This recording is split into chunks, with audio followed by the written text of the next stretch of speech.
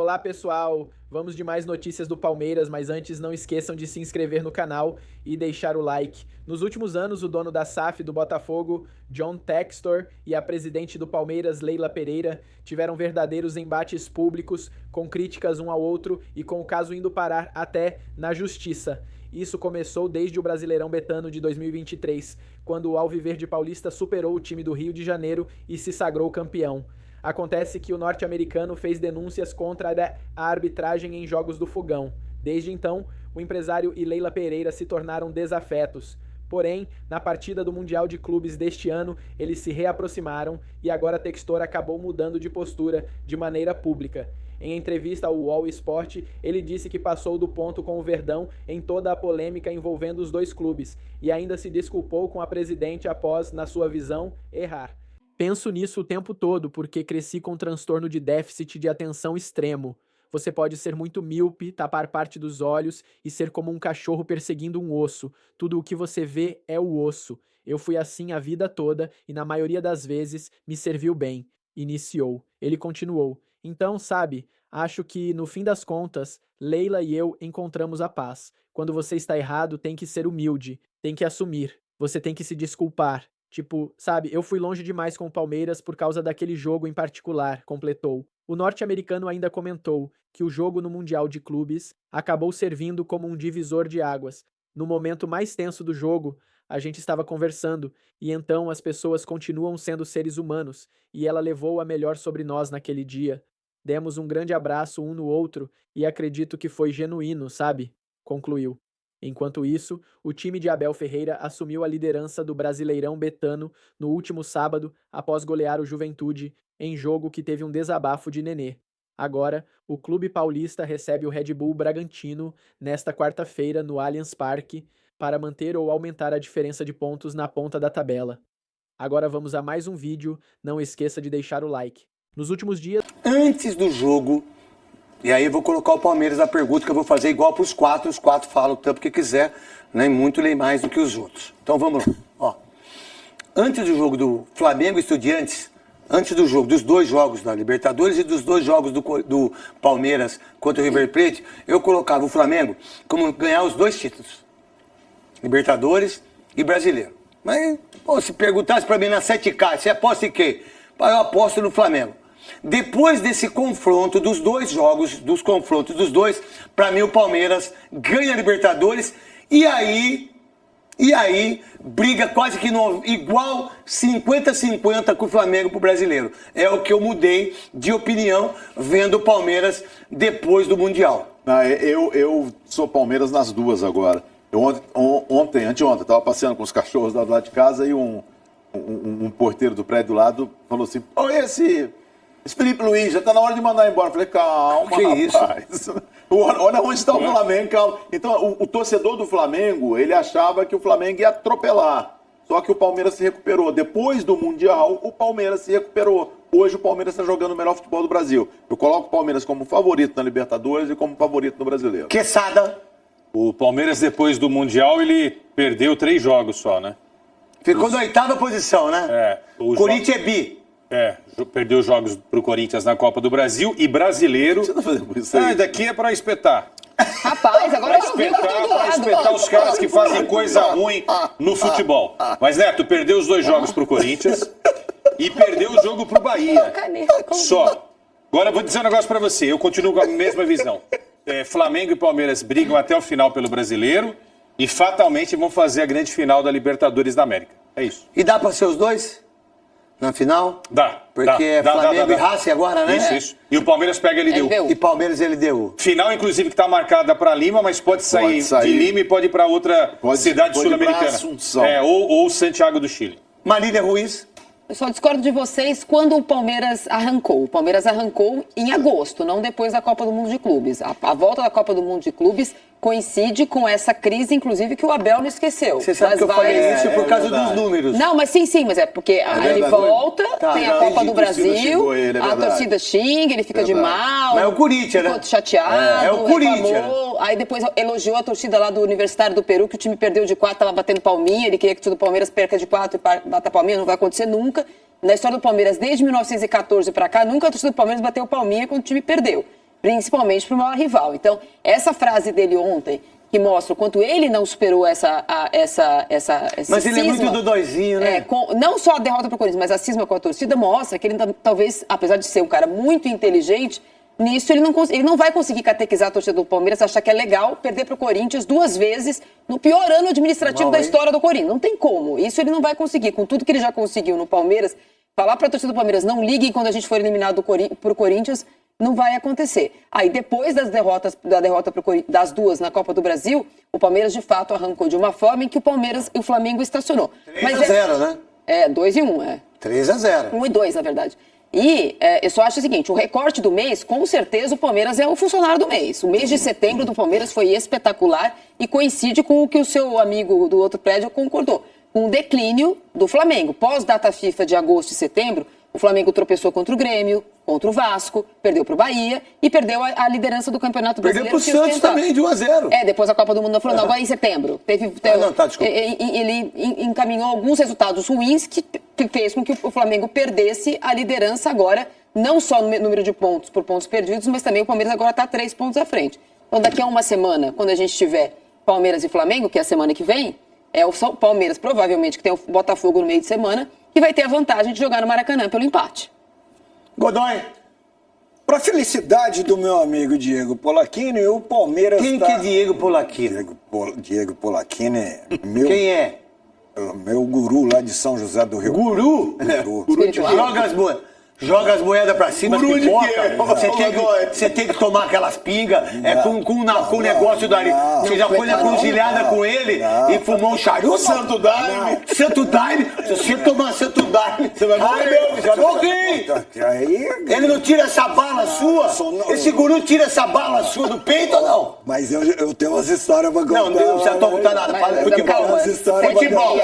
Futebol. Dessa de bater o tambor, eu tenho umas histórias maravilhosas. Mas o Palmeiras está levando uma vantagem muito grande aí agora no condicionamento físico. Verdade. Nós estamos na reta final. Quem que é o preparador físico do Palmeiras? Esse cara é um monstro. Aqui o Palmeiras sofreu no Campeonato Paulista para condicionar a equipe para agora, nesse momento do Campeonato Brasileiro, tá como está, e leva essa vantagem fisicamente em relação ao Flamengo. Portanto, esse amor aí que inteligentemente o Abel está conseguindo agora acalmar a torcida, vai durar até o jogo contra o Flamengo, que se perder, volta toda aquela raiva do torcedor contra o Abel. Então, é o condicionamento físico e esse momento de harmonia. Se continua... Abel Ferreira, depois da eliminação, já que ele citou o Corinthians, na eliminação da Copa do Brasil. O que machucou tanto o Abel Ferreira? Põe na tela, vamos relembrar, 2 meses e meio mais ou menos.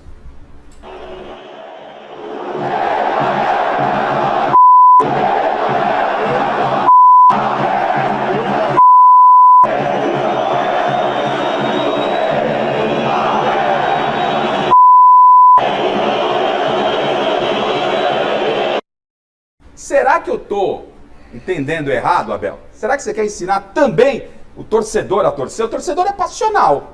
O torcedor é passional.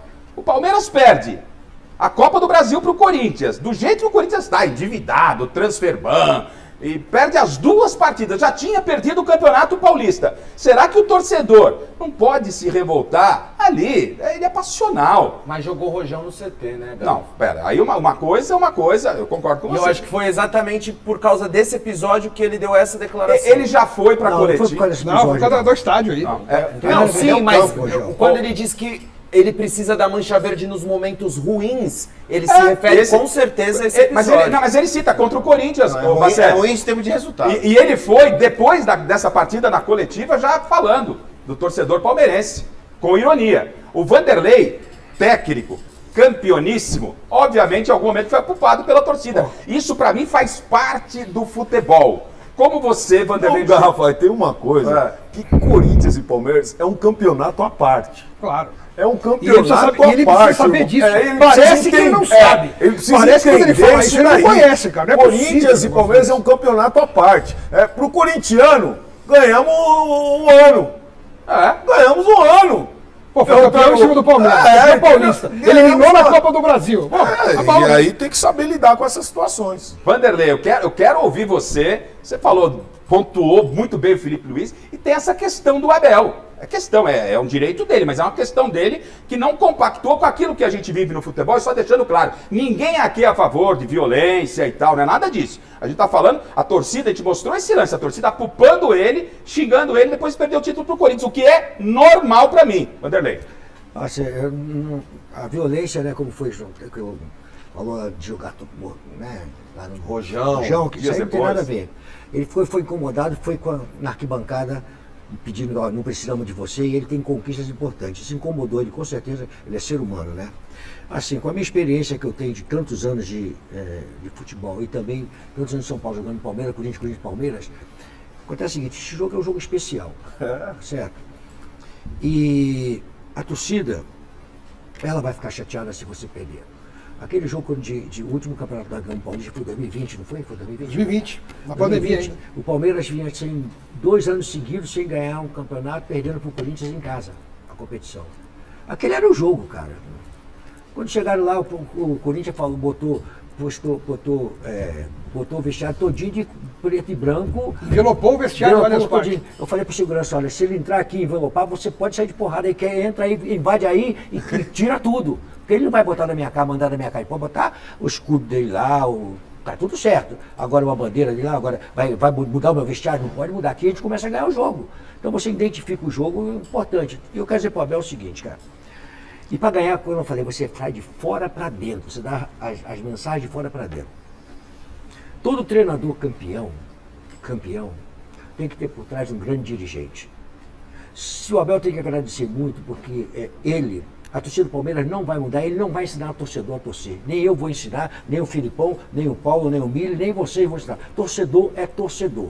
Ele tem que dar graças a Deus que ele tem uma presidente que ela é fera. Ela segura, se não fosse ela e outro qualquer frouxo, já teria sido mandado embora há muito tempo daqui do Palmeiras, o Abel. Com certeza, pelos problemas que ele já criou de trazer a parte externa para dentro do trabalho interno. Então, ele é um grande treinador, um baita de um treinador, já ganhou bastante, mas ele tem que ter a certeza seguinte, eu tenho aqui uma presidente. Quando eu fui campeão do Palmeiras a primeira vez em 93, tirando o Palmeiras da fila, a torcida Mancha Verde, pediu a minha saída em seguida. E fizeram uma pressão no Mustafa Contursi. Mustafa foi um dos melhores dirigentes que eu trabalhei, ou melhor dirigente que eu trabalhei na minha vida. O Mustafa fez o seguinte, em vez de mandar embora, tirou a torcida Mancha Verde de dentro do palestra, tirou de lá, tá certo? Nessa noite de domingo, obrigado pela sua presença. Um feliz dia das crianças, a todas as crianças que acompanham o canal. Um abração a todas vocês e todas as crianças pelo mundo afora. Tem gente que acompanha, crianças lá dos Estados Unidos que eu conheço, um amigo meu, outro da Itália. E que vocês tenham tido um ótimo domingo. E bora lá para as infos da Sociedade Esportiva Palmeiras. Lembrando, se puder deixar seu like, agradeço muito. Se inscreva no canal que é totalmente grátis. Direto a alguns pontos aqui, pessoal. Primeiro, para falar sobre o que o Abel Ferreira falou na coletiva ontem. Em algum momento ali, ele falou que a torcida tem que apoiar nos momentos difíceis, que agora é mais fácil, que agora as coisas vão andando. Depois ele corrigiu, aí ele falou que todos juntos é Oda, todo mundo junto. O ambiente no Allianz Parque vai precisar da torcida, que juntos somos mais fortes.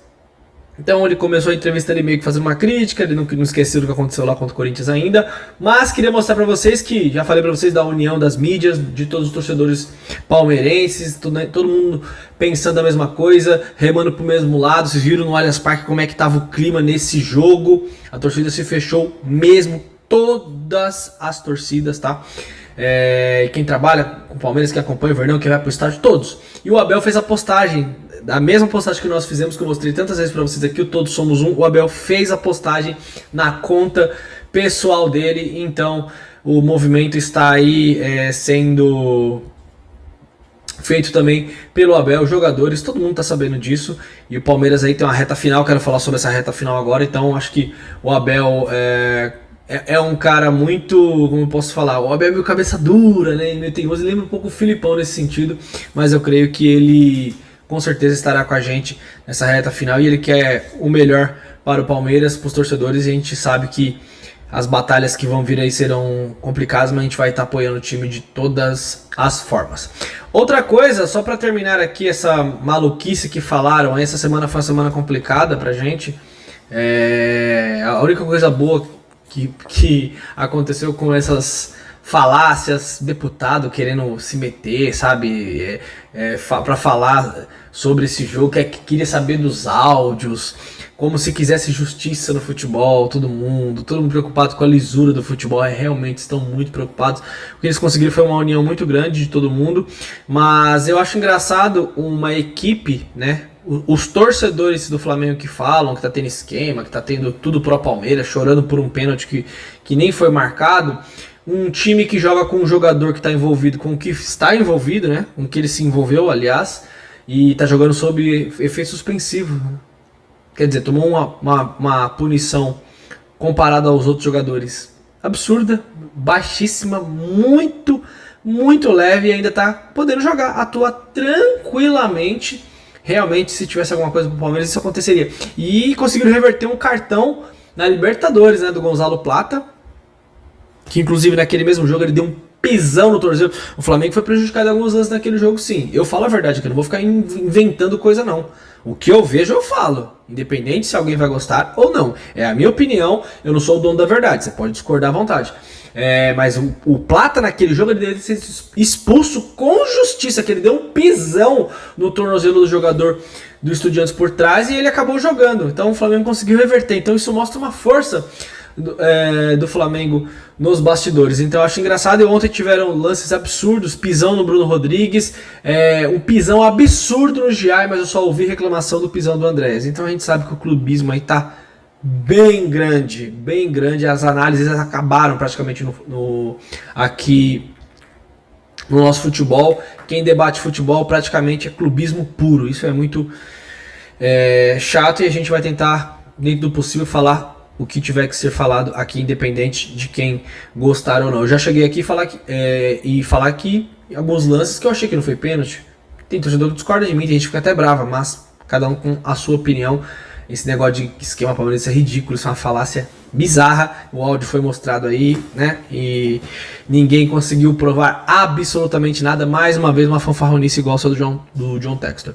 E entramos numa semana muito decisiva, né, galera? Começando aí nessa quarta-feira, o Palmeiras enfrenta o Bragantino. Só para passar aqui a situação para vocês, até o final do mês, o Palmeiras enfrenta o Bragantino agora, nesse meio de semana. No domingo enfrenta o Flamengo no Maracanã. Na quarta-feira, LDU... Não, na quinta-feira, né? Na quinta-feira o Palmeiras enfrenta a LDU no Equador. No domingo o Palmeiras enfrenta o Cruzeiro pelo Campeonato Brasileiro e joga o jogo da volta contra a LDU de novo. Então, assim, os próximos jogos serão cruciais pra gente ver como é que vai essa temporada ela vai caminhar.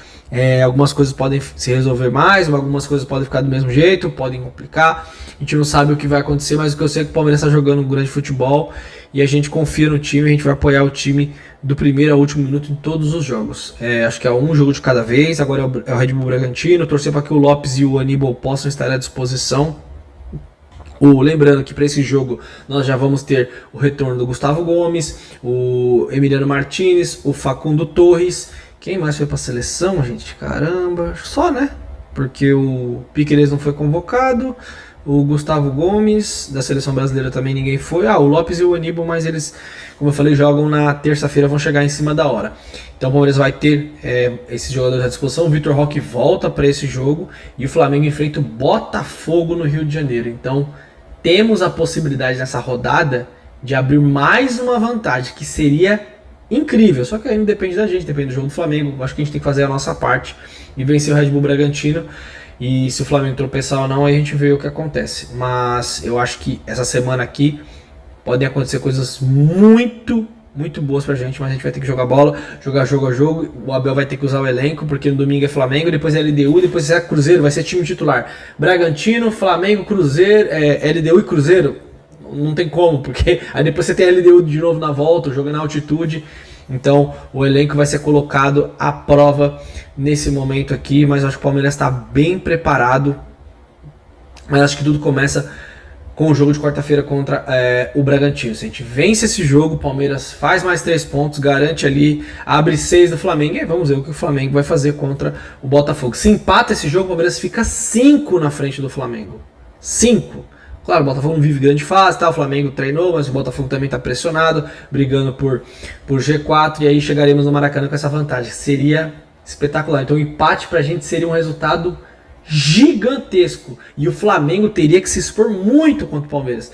Então, olha como tudo começa com o próximo jogo agora contra o Red Bull Bragantino, depois dessa sequência maluca, e aí sim terminaremos o mês de outubro e a gente vai torcer muito para a Sociedade Esportiva Palmeiras. Beleza, galera? Fiquei fora o dia todo aí, dando atenção para filha, para família, mas final do dia falei, vou dar uma passada lá e dar um recado pro pessoal. Desejo a você um bom resto de domingo, uma excelente semana. Amanhã eu tô de volta aqui, é Verdão sempre, galera. Tamo junto. Avante palestra para essa final contra o Red Bull Bragantino.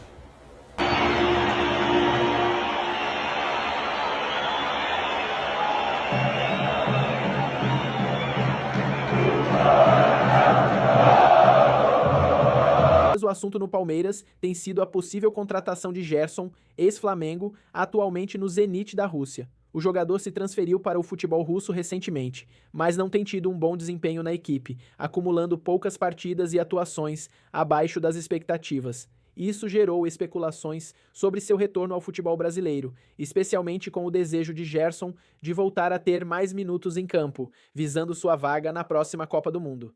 O Palmeiras surge como um dos possíveis destinos para o atleta, mas a negociação tem se mostrado desafiadora devido aos valores elevados. De acordo com o jornalista Jorge Nicola, o Zenit fixou o valor de 25 milhões de euros para liberar Gerson de forma definitiva. Esse valor é o mesmo que o clube russo desembolsou para pagar a multa rescisória à vista do jogador quando ele deixou o Flamengo. O preço elevado é considerado alto para os padrões do Palmeiras, especialmente levando em conta que Gerson tem 29 anos e a equipe paulista geralmente adota uma política de contratações mais cautelosa, priorizando jogadores mais jovens e com maior potencial de valorização. Apesar do preço alto, é esperado que novas ofertas pelo jogador surjam na próxima janela de transferências, tanto do Brasil quanto da Arábia Saudita.